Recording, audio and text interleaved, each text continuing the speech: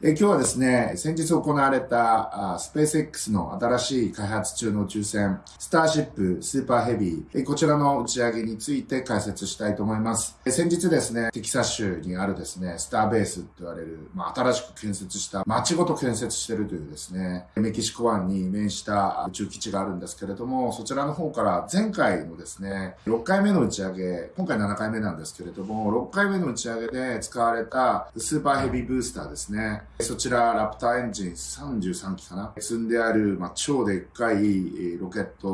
のブースターなんですけれども、こちらの方、前回、チョップスティックっていうですね、メカジラっていうですね、でっかいタワーがあるんですけれども、それにですね、かぎ爪みたいなのついてて、それで、そこにスーパーヘビーブースターがガチャン、爪でチョップスティックって言ってるんですけど、お箸でつまむみたいな感じでやってる。いろいろ理由があって、スペース X のファルコン9みたいに着陸足を開いて着陸するってなるとですね、もうちょっと重さも耐えられないということで、ああいった形になってるんですけど、着陸足自体が重いっていうのもあるんですけれども、チョップスティックっていう形に落ち着いたようです。前回使ったですね、スーパーヘビーブースター、今回実は再利用しておりまして、無事ですね、スターシップを宇宙空間に送り届けた後ですね、地上に帰還してきて、チョップスティックで見事また再回収に成功して発射台にまた据え付けられたということで、なんと2回目の再回収成功して同じものを使い回すと。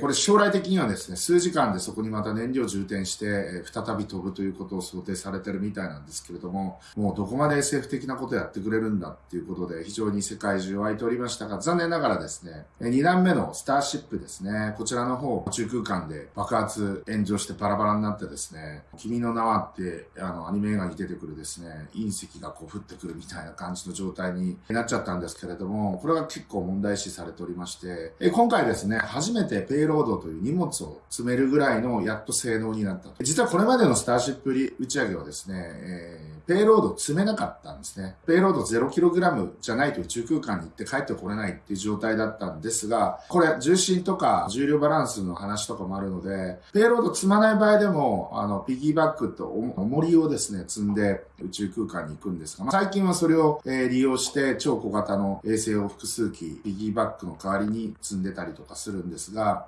それすら積んでなかったので、本当に性能が足りなかったんだと思いますけれども、今回ですね、性能を向上させて25% ぐらいですね、推進剤も増やしたのかな。大気圏再突入する時の耐熱タイルも改良して、今回、それをまたインド洋にですね、着水させる予定だったんですが、残念ながらカリブ海で爆発炎上して、バラバラになってデブリが大量に降り注いだというような状況になっております。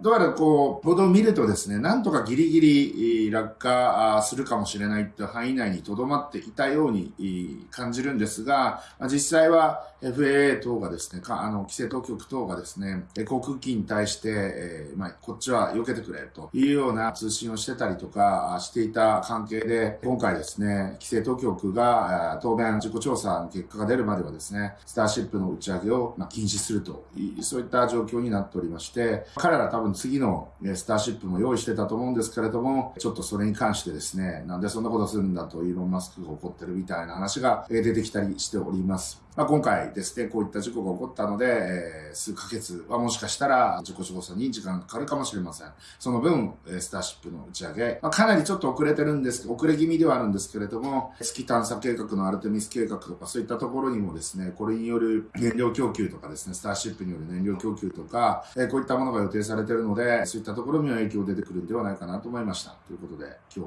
日は、スターシップの爆発の話について、解説しました。いってらっしゃい。